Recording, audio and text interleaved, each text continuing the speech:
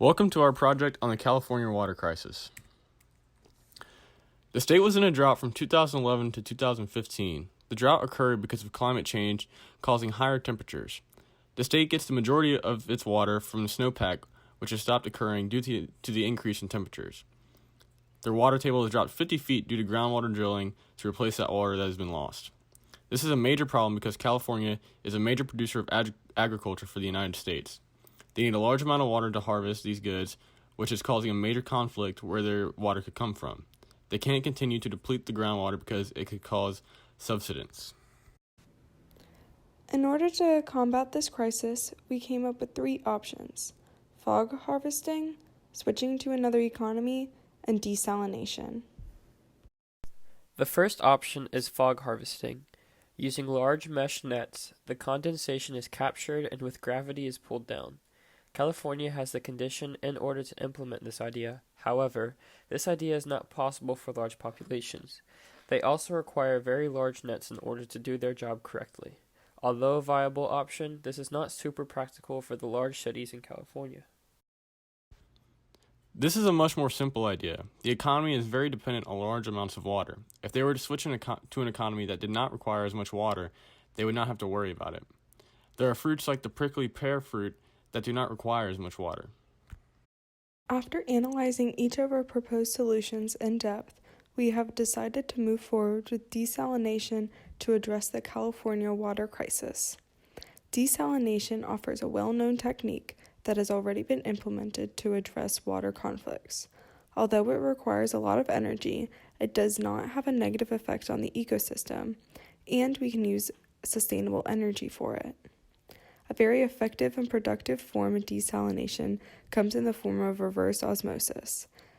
This process filters salt water through a semi-permeable membrane in order to purify the water into a drinkable form. We fully believe desalination will bring the needed support to make the California water crisis a thing of the past. We would like to address the limitations of this process. It requires a lot of energy, but Saudi Arabia has found a way to use solar energy, and Sydney, Australia uses wind energy. So, we shall overcome. It is also very expensive, almost $2,000 an acre.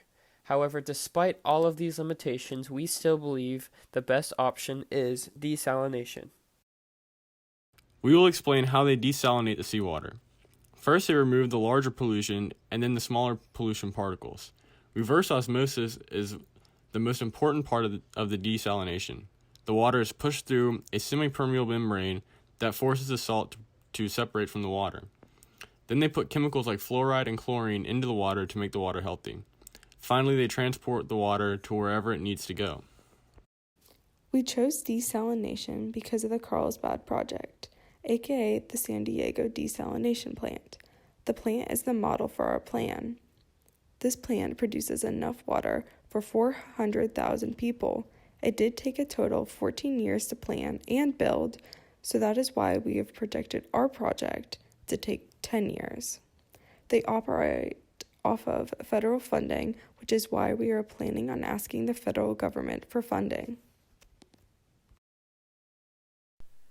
We have a 10-year plan for California to implement desalination plants. We hope to take 5 years to get California legislation on board and 5 years to actually build the plant. We are writing a letter to California officials in order to persuade them to get on the right side of history. We request for a federal grant to be given to create a desalination plant large enough for 1/4 of Los Angeles.